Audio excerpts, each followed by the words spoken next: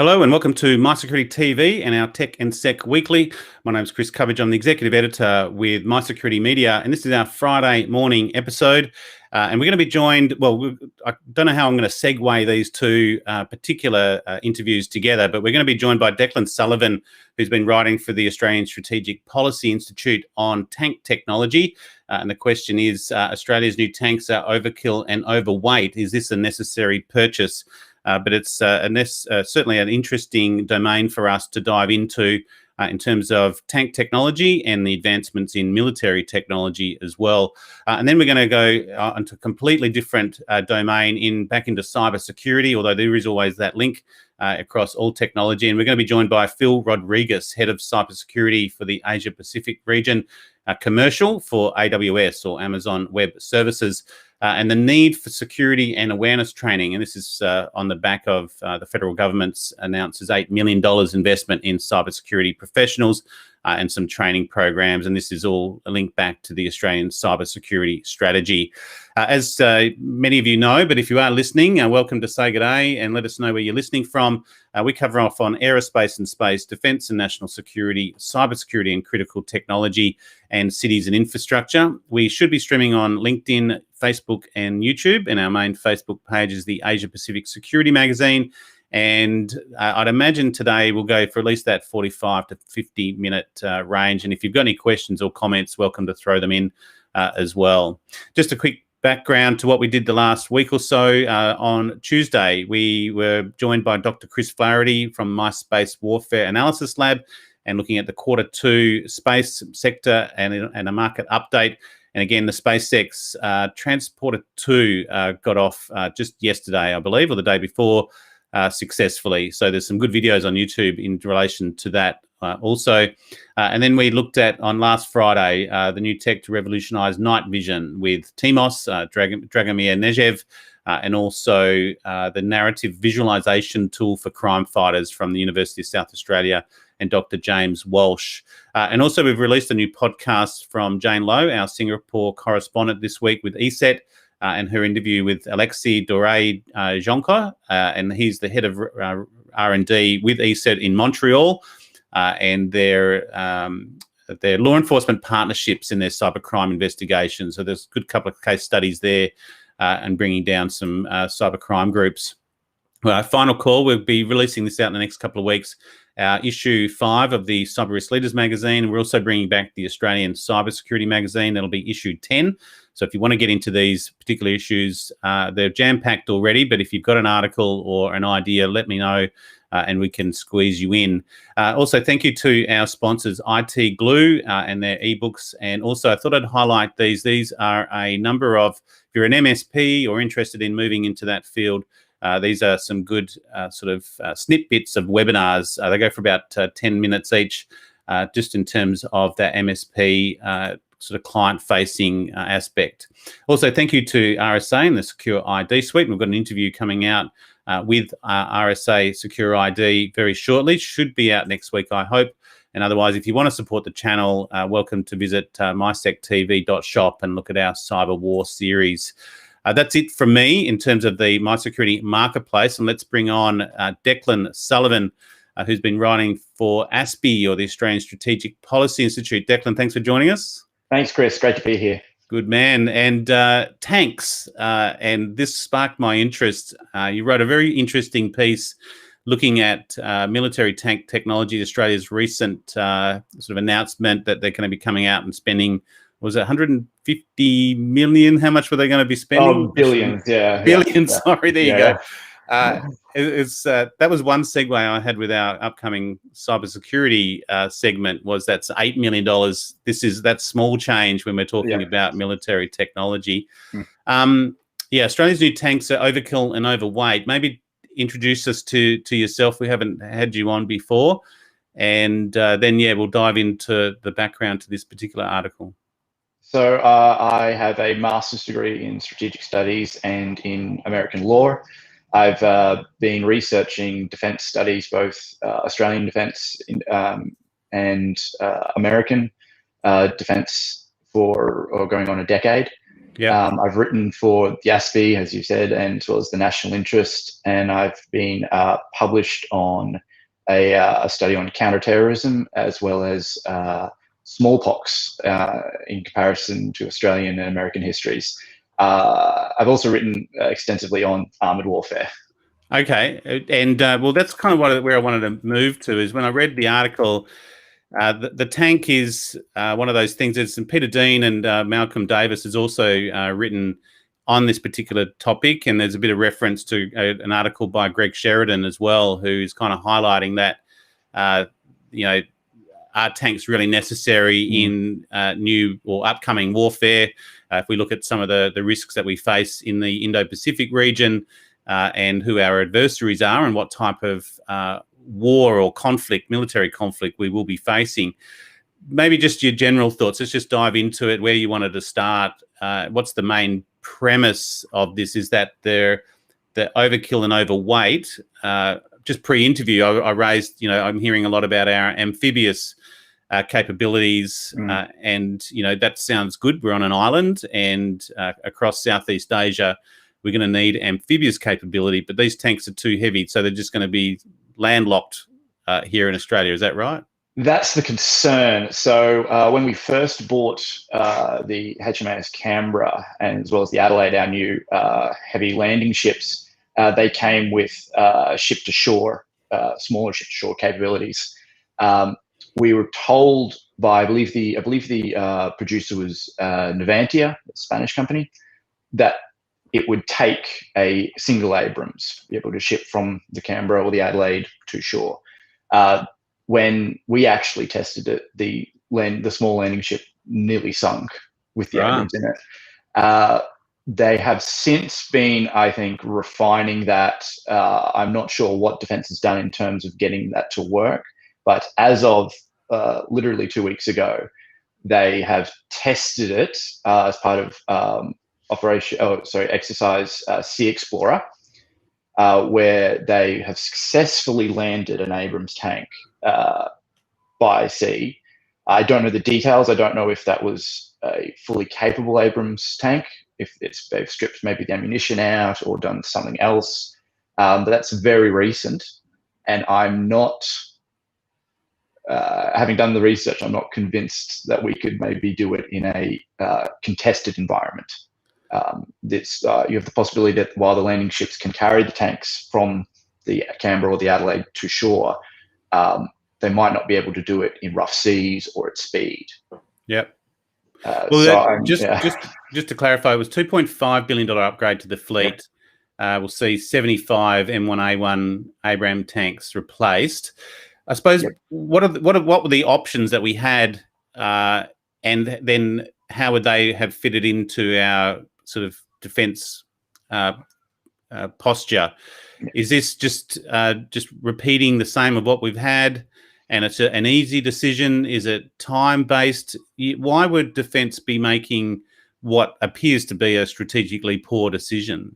That's kind of the big question. It's so this is to some extent it's an upgrade. So we've had the M1 Abrams tank from America since about 2007 as our main fleet. They're fantastic tanks. I have to say that they are probably the best main battle tank in the world right now. They were originally developed in the 1980s by the Americans. It's just the M1. They've since done subsequent upgrades.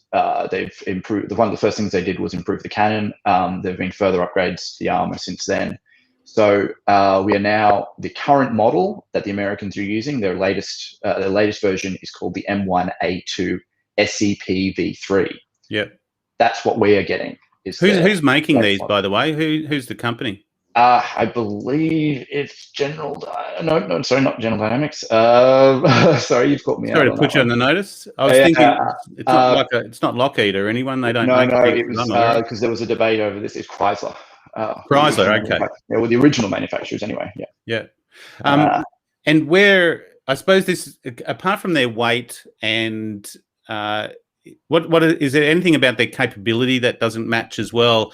I mentioned Malcolm Davis, Peter Dean writing, and we've spoken to Malcolm previously as well about sort of drone swarms, drone technology. There's a good article that he writes that's linked in. So I've put the link in the notes here out already in terms to your article. There's some links out to Malcolm's article as well. Whereas the artillery, the cost of the artillery versus the sort of $100,000 drones that are going to be coming, that it's going to be up against. That's the overkill, isn't it? It's like, are we looking at advanced technology like drones and the like, and robotics and the others, versus what these tanks will be up against? And what's the cut rate there? So this seems to be the main problem that defense is having right across the board in terms of platforms, is they're picking the traditional option. It's like, oh, we'll get more of these tanks, the next version, because that's what we already have. Yeah, right. They're not looking beyond that in terms of lighter models. When we first purchased the M1 in 2007, that was really a choice that we needed to upgrade our old fleet of Leopards. And there was a debate at the time, did we even need tanks? They decided we did, but there wasn't anything else on the market. So there really wasn't another, like a lighter option if we wanted it. Now we're in a position where, okay, we're going to upgrade the fleet. We have other options. There are lighter options. There are more flexible options for us. So again, that comes back to the point about artillery or any other defense platform, is, are we looking beyond what we've been using for the last 50 years? Are we saying, instead of getting another heavy artillery piece, maybe get a swarm of drones that are cheaper or more suitable? And it's also that sovereign capability as well. Like, what if all the tanks get taken out? We got nothing left. We can't even make them here. So, and it's going to take them a while to get here. Whereas, drone swarms and others, we could potentially be making on our own with a sovereign capability. One of the reasons I took interest in this, we do obviously cover off on defense, but it's the age-old question of technology. When you're faced with adversaries, you're faced with risk, and then you've got technology platforms that are, becoming obsolete, whereas also being replaced with new. The options are expanding. Which way do you go? And I suppose the big thing here with defense is, as we pointed out at the start, the amount of money involved. We're already questioning sort of the submarine, which was, I can't even remember how much that is now, but it started at 50 billion, but now it's 70, 80, 90 billion. These are big errors to make, and a lot there. But from what I'm seeing from ASPI, there's no one on board with this other than maybe the tank fraternity that are a bit parochial in their thinking anyway. What's the update? This was kind of all happening in June, this discussion, and here we are sort of early July. Has there been any update? Is there any final decision made on this? No. So I suspect that defense were not prepared for the amount of interest, let's say, there was going to be in their decision. It's notable that there wasn't an announcement made, at least initially, that they were making this purchase. The Australian media found out generally because the Americans have to make a declaration that they're selling their military equipment to when they sell it to foreign countries. It was that information that came out in Australia, not that there was no announcement, oh, Australia's getting new tanks. Right. I'd like to make the point that the debate there seems to be between people like Greg Sheridan, who are asking, do we need tanks? Which, like I said, was asked sort of in 2007 as well. You have people on the other side of the debate, like Jim Molan, who contends, yes, we do need tanks. What is not being discussed as much that I can see is the question of, okay, if we need tanks, do we need these tanks? Yeah. And my position is, no, we do need tanks. We don't need these tanks. Well, they weren't deployed in Afghanistan, and I think that's a big question to ask, is our longest war, we didn't even use them. So, you've got to ask the question, why not? And it took a while for the Americans, I understand, to use theirs. But is that related to this discussion as well? Is it not relevant that we haven't been using them? So why are we getting a new fleet? And then the question of the fleet doesn't even look like it's fit for purpose for the future. Yeah, what's your thoughts around the history of tanks, just recent history, obviously, but with Afghanistan? So with Afghanistan, and I'd speak a little bit before that as well, we didn't deploy the Leopards either. Our last deployment of tanks overseas was to the Vietnam War, Right. which was the model before the Leopards. The decision to not deploy in Afghanistan, at least for us, was partly dominated by, I think, deploying those tanks they're heavy assets. It would have been difficult. It would have meant a new supply line that we had to maintain, new logistics, that kind of thing. It also wasn't immediately apparent to both Australia and America and other countries of what use these kinds of heavy tanks are going to be in a counterinsurgency operation. There is, or it continues to be, a strong impression that when you deploy tanks, that's an escalatory action. There is this implicit psychological bias against using tanks unless you're in a real war. Right. It's worth talking about the Canadian and Danish experience, because the Canadians, when they deployed to Afghanistan, found themselves without any sort of armored capability at all. They were actually in the process of decommissioning their entire tank corps. They were using old Leopards like we were, and they had made the decision, we're not going to use tanks anymore. They turned that around. They were literally pulling tanks out of, they'd given a few to museums. Apparently they were pulling them out of the museums right. To send them to Afghanistan. And once they arrived, they found, and the Danes had a similar experience, that they were extremely useful, but not as how tanks have been, say, traditionally used since the end of World War II, as sort of these fast, mobile breakthrough units. But rather their sensor capabilities and the range on their guns was much better than anything else they had. The other advantage is, if you're an infantry unit on the ground, it is far easier to coordinate your actions with the tank or other sort of similar armored capabilities than it is with an air asset, even a drone. So even if they weren't shooting, they were able to sort of sit them out the front of the base and see everything around them with these improved optics. The other thing that they found is that rather than being an escalatory measure or an intimidation tactic against the local population, seeing as oppressive, local population in Afghanistan really liked having the tanks there because it made them feel safe. Yeah. So that was once the Taliban realized they had nothing they could penetrate the tanks, they stayed away from them. So it is a show of force, isn't it? Really, at the end of the day. And other than all you've got is a sort of an APV, which is just a small truck.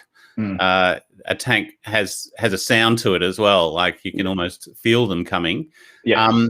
I think that one of the things I wanted to touch on as well of the other technology that's coming over the top of, say, the traditional warfare. And you mentioned how tanks have traditionally been used, and their capability was at the forefront at the end of World War II, and now it looks like they're falling back. But it does seem that they will always have a purpose. We may end up being sort of a frontline warfare at some point, and who knows, it might be on Australian soil, particularly up in the north. The one thing that, and I think it's Peter Dean, it could be Malcolm, I'll put the link in, but the two major technological and operational changes in military power is being applied. And one is that land-based air power, and then the other one is developments in amphibious warfare, ships, craft and operations. And then we've also got the long range, this is kind of the next one coming, is the long range land-based missiles and hypersonic missiles, which will, could potentially take out tank fleets and the like. And then we also mentioned on the drone swarms. So where does all that kind of fit in? And there's a question coming, Declan, I'm sure, but what I wanted to cover off on that, and the Army has broken it down to sort of Land 8113 and Land 8710. These are all kind of coded capabilities, right, in terms of what's happening. And then we've got unmanned tanks. And tanks that will launch drones. The ones that we're looking at these Abrams A2s, do they have that capability to be unmanned? No, not currently. Oh, okay. Yeah. And what about not drones? the ones we're buying. Right. Okay. Well, that's weird because the defence are undergoing their autonomous program, aren't they? They're army personnel carriers and the like. They're all making them unmanned. Why wouldn't they be buying unmanned tanks? That's a good question. So the model we're buying definitely can't. It's highly unlikely that further upgrades made by the Americans to the current Abrams model will ever be unmanned. The Americans are developing several different armored platforms, including a lighter one, that will be unmanned, or at least capable of being unmanned. The Russians, with their latest tank, they are apparently developing an unmanned model of that. The Europeans, the French and Germans, are combining to develop a future main battle tank for their armies, which will have some unmanned capability, as well as you said, apparently the ability to launch drones, although that is very much still on the drawing board. The British have recently done a half step with their Challenger tanks, where rather than replacing their fleet of Challenger 2s, they've made major upgrades to their existing chassis to put new guns on them, new electronics, all that.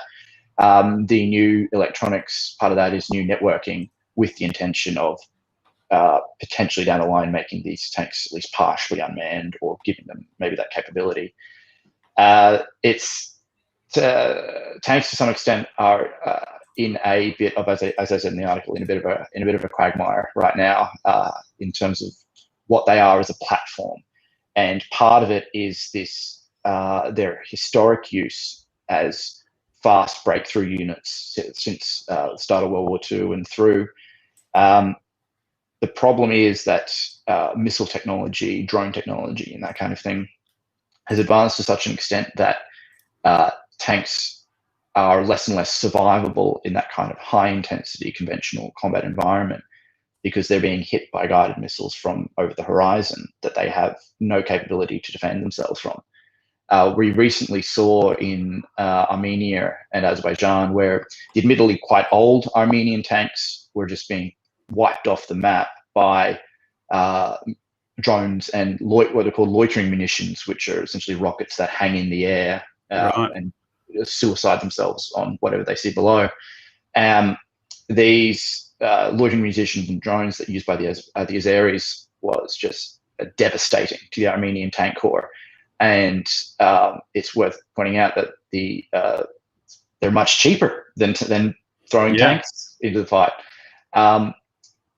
It's not clear what effect that will have internationally on the way we look at tanks. Do we put in more electronic defenses onto tanks to try and scatter, to interfere with those drones?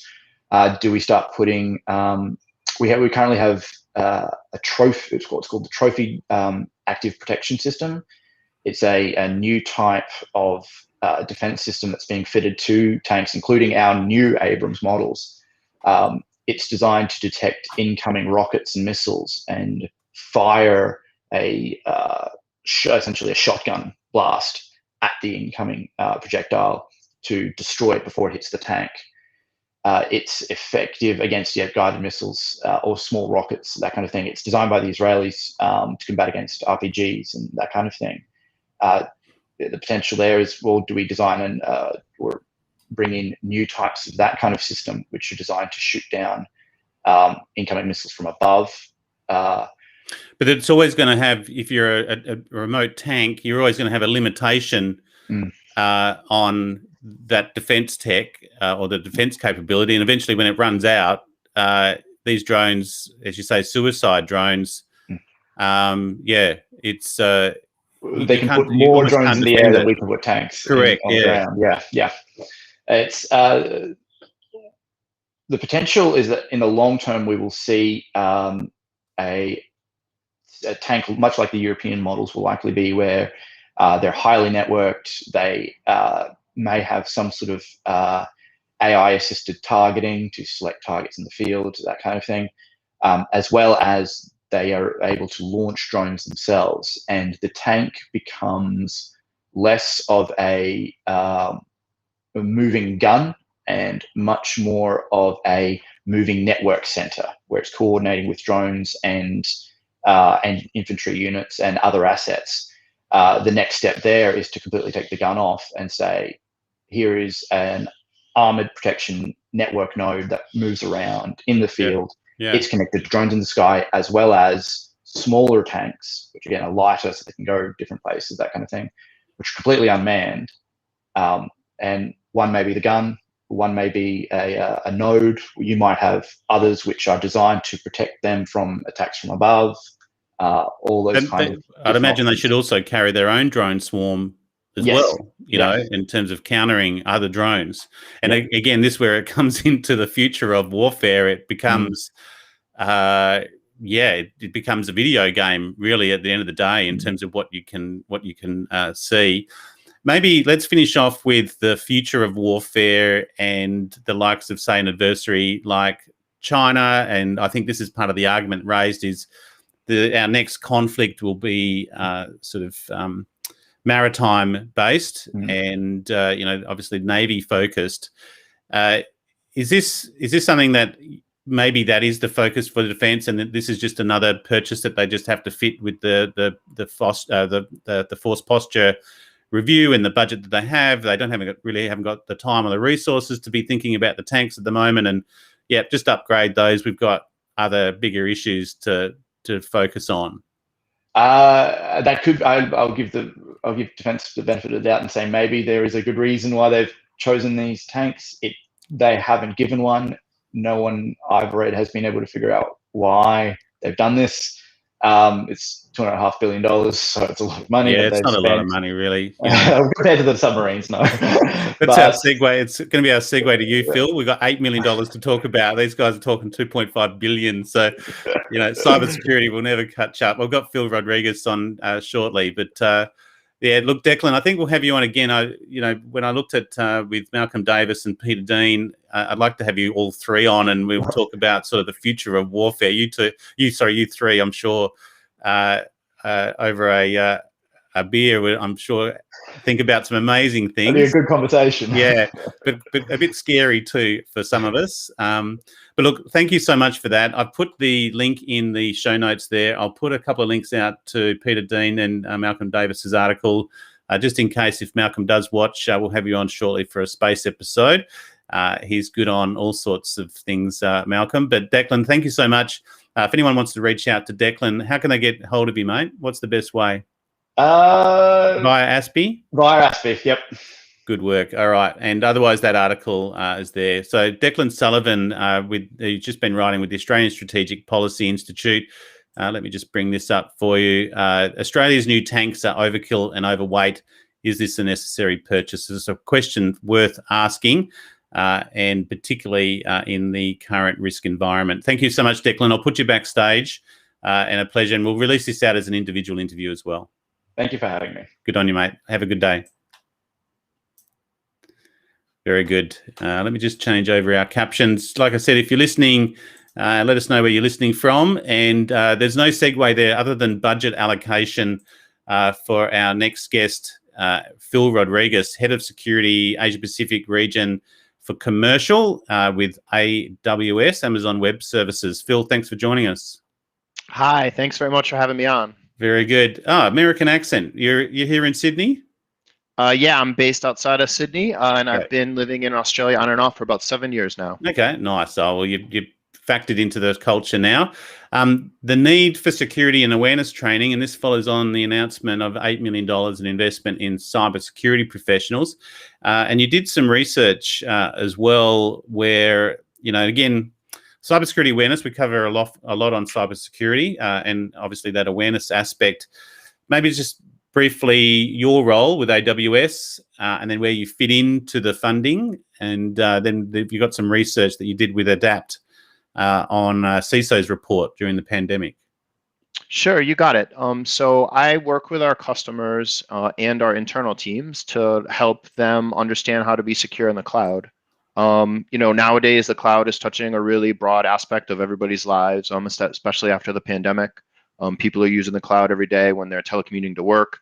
on their work platforms, to educate their children, for entertainment when they get home, to watch some Netflix if they're coming home. So it's a really broad customer base that we have, and a lot of our customers have very high security requirements. So I directly engage with them, and then help our internal teams and the sales and marketing organization understand how to be secure when we're handling customer data and things like that. So your role, APJ commercial, you're obviously dealing with the larger enterprise. That's how that works, rather than the sort of the consumer base. So AWS has a very broad spectrum of customers, right? Millions of active customers around the world, hundreds of thousands that use our infrastructure in and around our Sydney region. So I work with customers big and small. Right. Most of the customers that have very high security concerns are big enterprises like the Telstras of the world, the Australian tax offices of the world, etc. But I work with small startups and things like that from time to time as well. Right. And you're client facing basically for AWS for That's head of security. Right. Yep. Got it. What's the current trends or observations that you've got at the moment? Massive uptake in cloud architecture and infrastructure, or they're still working their way through the transformation? Are they finding lack of skills? And this might be a good bring us back to topic. But yeah, what's your observations in the general market for 2021 halfway through? Yeah, sure. Just super briefly on that, and then we'll pivot right into the skills conversation. Like I said, cloud is touching more and more people very directly in their lives. And what we've seen, especially post-COVID, is the advent of remote working has really distributed the way that people are living, engaging in work, engaging with education, etc. And that distribution means that they're using cloud platforms much more frequently when they do that. So ourselves and our customers are seeing a real strong interest in that space.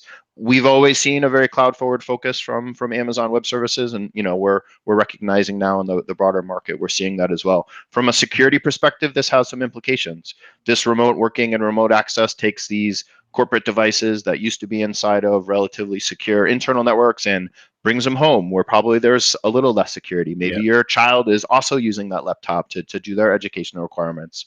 And this distribution of the footprint of all of the technology opens up different sorts of security concerns. So it's been a really interesting time for us and our customers. Yeah, look, I'll plug I don't mean to. I just did an interview with RSA and their Secure ID suite and the authentication process. And again, that's a challenge and a bit of a journey for most enterprise to roll out new authentication, but they kind of need it when the end users are authenticating either at the home or remote or back in the office. It needs to be a bit, and then they're also in that cloud environment. Where did maybe back to topic on the security awareness and training?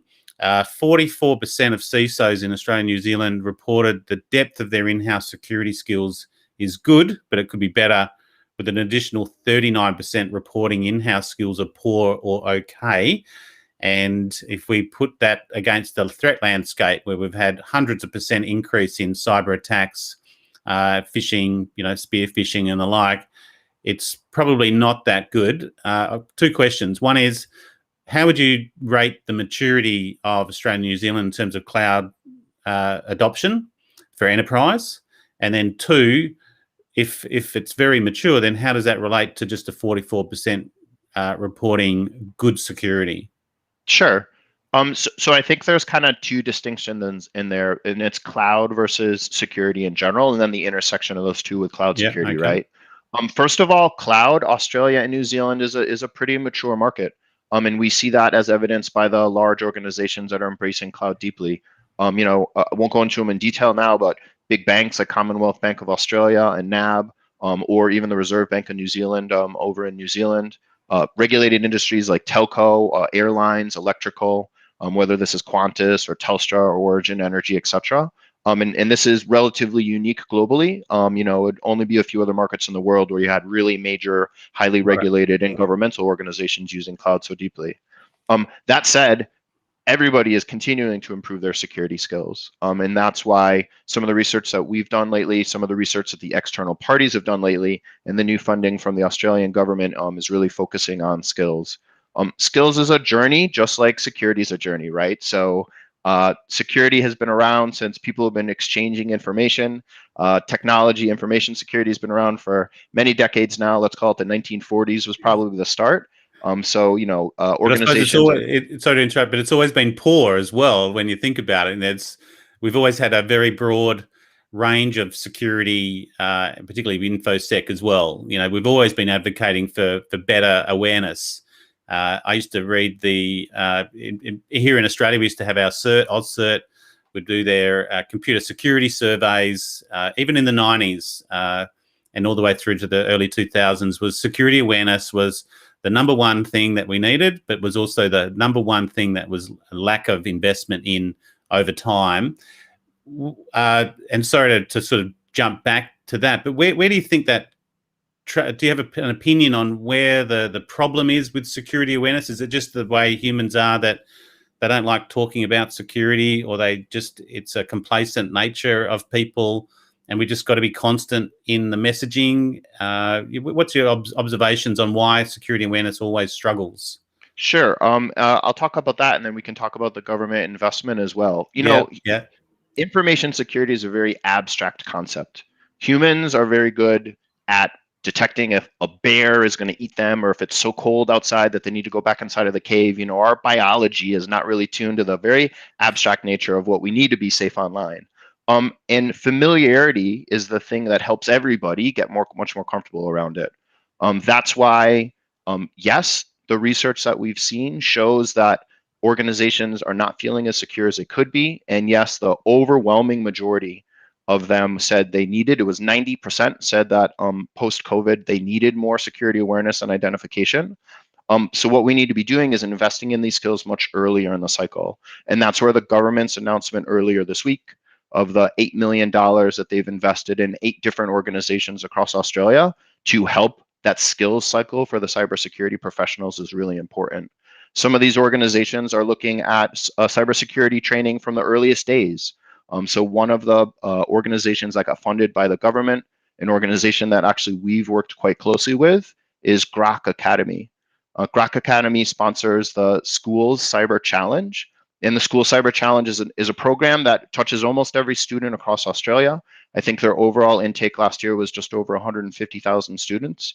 And students from year 5 through year 12 get to take part in different cyber challenges to, at the earlier ages, familiarize themselves with it, but in the later stages to really dive quite deeply and sort of capture the flag and other highly technical exercises. The program's going on right now. It's an active thing anybody that's paying attention to right now can go and take a part of. The first tranche just finished. The next one starts up next month, and it completes later this year with a highly competitive thing that any of the students can take part in. And they're a really open organization too. So the training materials and all of the things that they're making available through the curriculum online is available for free for people for free to check out. So if you just put in a search browser, Schools Cyber Challenge or GROC Academy, everybody can see what that's doing. And that's one of the organizations that the Australian government's chosen to fund now, and an organization that we've been working quite closely with. And that's important because I didn't have cybersecurity training when I was a kid going through school. I don't think, Chris, you would have had cybersecurity training when you were a kid going through primary school, especially. So the fact that we're injecting those skills and that awareness now at an early stage is really important.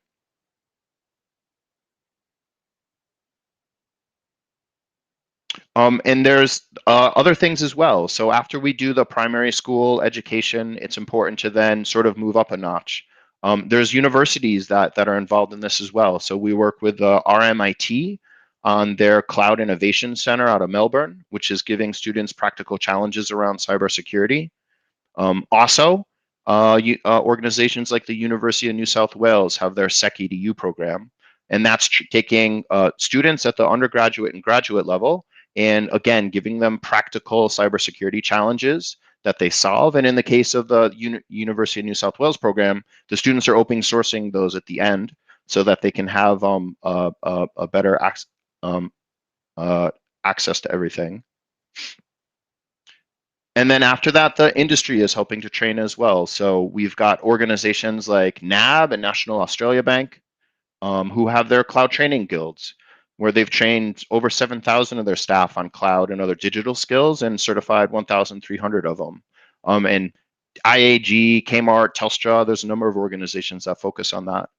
And then AWS ourselves, we also look to train everybody through our training and certification programs. And we've trained hundreds of thousands of different of individuals across Australia and New Zealand on cloud and digital skills over the last few years.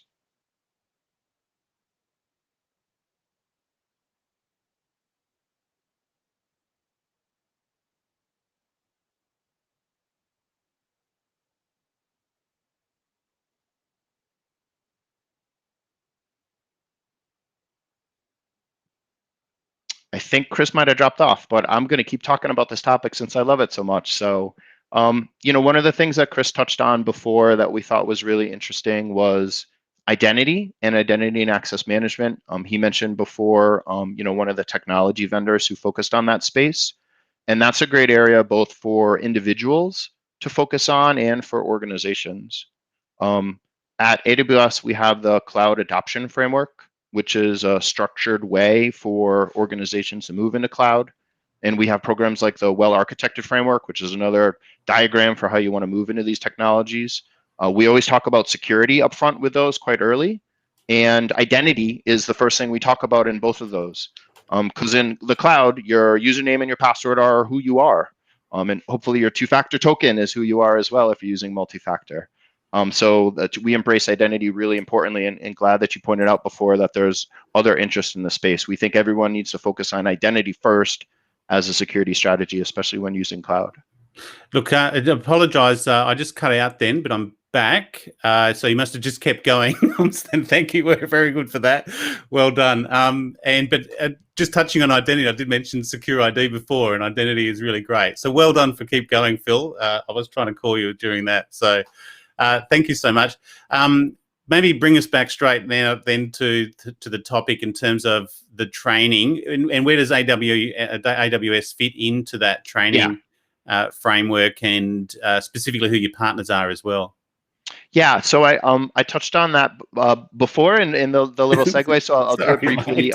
That's okay. It's multi-leveled, right? So what we need as an industry is to be getting skills at the earliest stages. These are things like the Grok Academy program for primary schools. We need things at the university level, which are the programs through RMIT and SecEDU at University of New South Wales. And then we need to get them when they're in their workforce as well. So organizations like NAB and Telstra and Kmart even have these cloud training guilds nowadays. And then we have ourselves, obviously, a huge training and certification program that's trained hundreds of thousands of Australians with cloud and other digital skills. But you touched on something interesting there, which is partners. And actually, this is a really practical way that Australians are getting directly involved with this and helping other Australians. So we have what's called our AWS Partner Network. And this is tens of thousands of people around the world, organizations like you mentioned RSA and other big security vendors, and lots of other really local organizations as well. So these are businesses that started off as very small Australian companies. They focus straight away on cloud and cloud adoption as their major consultancy, and they've been behind a lot of the big cloud migrations that we've seen, and always from a very technical and security specific focus. So these are partners like iTalk, who've worked with customers like Judo Bank, one of the neobanks, to help them build an APRA compliant. The financial regulator has quite strict rules around what you can and cannot do with technology and other digital systems. So iTalk helped Judo with their migrations for their financial systems into the AWS cloud.